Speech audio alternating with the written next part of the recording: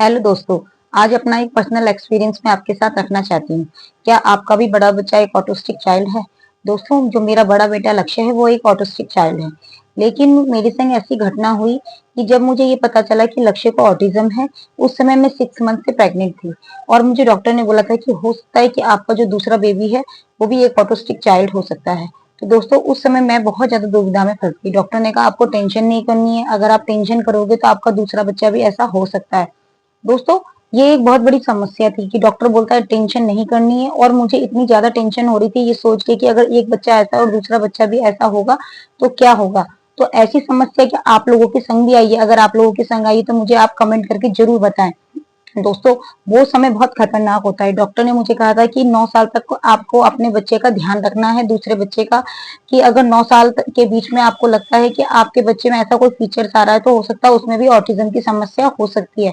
तो ऐसी समस्या में दोस्तों, एक बहुत लंबा समय होता है 9 साल, जिसमें हमें अपने बच्चे का जब ध्यान रखना होता है। तो दोस्तों, आप लोग मुझे बताइए कि आप लोगों के संग भी ऐसी समस्या आई है कि आपका बड़ा बच्चा ऑटिस्टिक है और दूसरे बच्चे के समय क्या डॉक्टर ने आपको ये बताया है कि आपका दूसरा बच्चा भी जो है वो ऑटिस्टिक हो सकता है। तो मेरे संग ये बहुत बड़ी समस्या थी।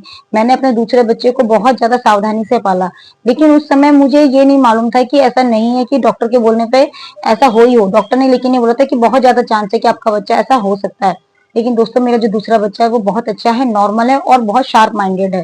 तो ऐसा जरूरी नहीं है कि अगर आपको डॉक्टर ये डायग्नोज करे कि आपके बच्चे को हो सकता है कि दूसरे बच्चे को भी ऑटिज्म हो, तो आप इस डर की वजह से आप दूसरा बच्चा पैदा नहीं करें। दोस्तों, जो हमारे बच्चे होते हैं उनको भी दोस्तों की जरूरत होती है और इन बच्चों को जो है हम समाज में घुलने मिलने से पहले इनको घर के लोगों की जरूरत होती है।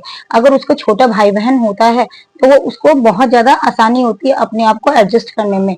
तो ऐसे समय में ऐसा जरूरी नहीं है कि आप अपने बड़े बच्चे की वजह से दूसरा बेबी ना करें।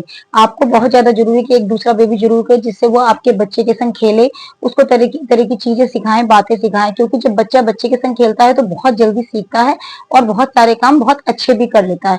तो दोस्तों, अगर आपके संग भी ऐसी समस्या आ रही है या डॉक्टर आपको ऐसा बता रहा है कि हो सकता है कि आपका दूसरा बच्चा भी ऑटिस्टिक हो सकता है, तो जरूरी नहीं है कि ऐसा हो। बस थोड़ी सावधानी रखने की जरूरत है। आप अपने बच्चे पे पूर्ण रूप से ध्यान रखिए और प्रेगनेंसी टाइम पे भी अपना ध्यान रखिए और अपने बच्चे का और अपने जो आपका बड़ा बच्चा जो एक ऑटिस्टिक चाइल्ड है उसका भी ध्यान रखिए, क्योंकि उसको भी खेलने के लिए एक दोस्त और एक किसी साथी की जरूरत होती है।